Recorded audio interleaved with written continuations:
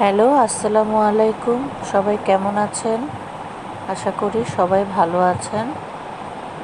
আজকে আমি ইলিশ মাছ ভাজি করব দো পেঁয়াজা। তো একদম টাটকা ইলিশ মাছ। মাছটা অনেক বড় ছিল। তো এখান থেকে আমি একটি মাছকে ভালো করে কেটে ধুয়ে দো পেঁয়াজা করব।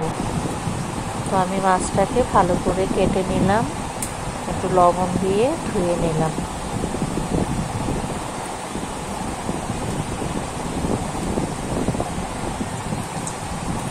বেশি ধোয়া লাগবে না, ইলিশ মাছ বেশি ধোয়া লাগে না।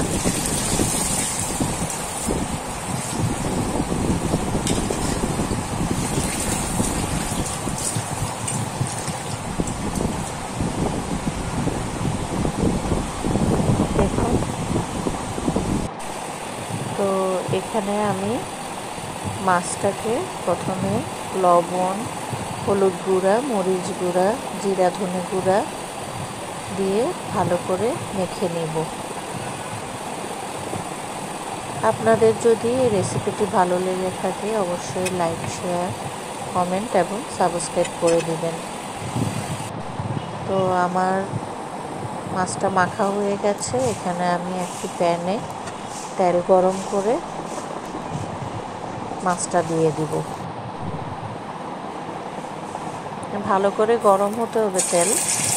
তো আমি এখানে মাছ দিয়ে দিলাম, আর এক পিঠ হয়ে গেলে পরে আরেক পিঠ উল্টিয়ে নেব।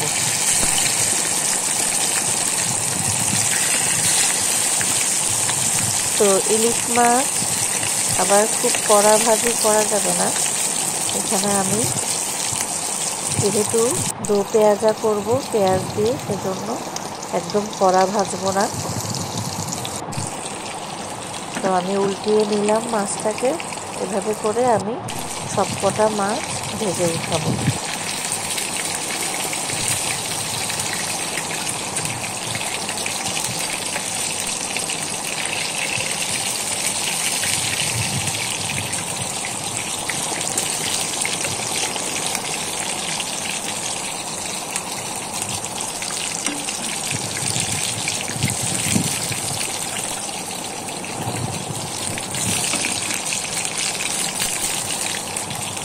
তো আপনারা পুরো ভিডিওটা দেখবেন, আশা করি সবার ভালো লাগবে।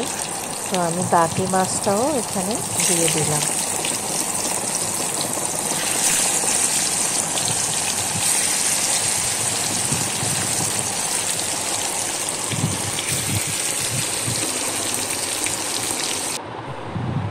তো আমার সবকটা মাছ ভাজি হয়ে যাওয়ার পরে যেই তেলটা ছিল সেই তেলটা দিয়ে পেঁয়াজ দিব।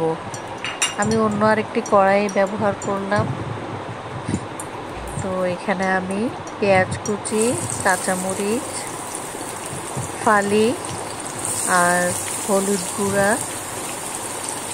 মরিচ গুঁড়া, একটু সামান্য জিরে ধনে গুঁড়া আর লবণ দিয়ে প্রথমে পেঁয়াজটাকে একটু নরম করে নেব। বেশি কড়া ভাজি করব না। ওই পেঁয়াজের মধ্যে আমি মাছগুলোকে দিয়ে দিব, আর চুলাটা মাঝারি আর একটু কম আছে রাখবো। তো এইভাবে ভাজি করলে ইলিশ মাছের যে তেলটা সেটা পুরো পেঁয়াজের সাথে মিশে অনেক সুন্দর গন্ধ হয় আর খুবই ভালো লাগে খেতে। একটু পরে আমি মাছটা দিয়ে দিব।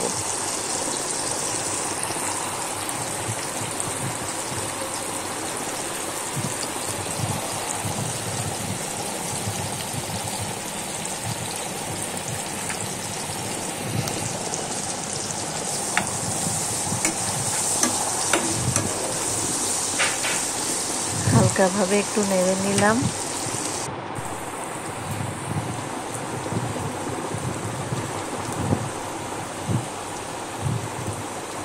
তো এখন আমি সবকটি মাছ এখানে দিয়ে দিচ্ছি।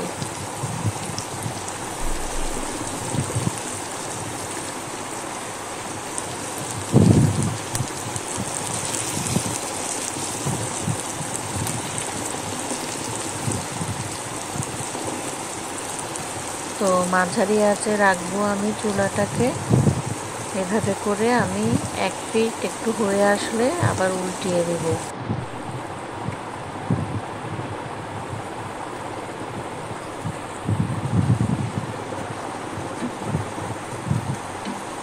তো সবাই ভালো থাকবেন, আশা করি রেসিপিটি আপনাদের সবারই পছন্দ হবে, আর পুরো ভিডিওটা দেখে নেবেন।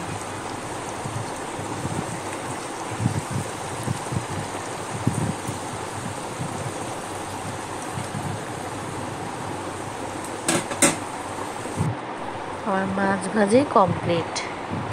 আল্লাহ হাফেজ।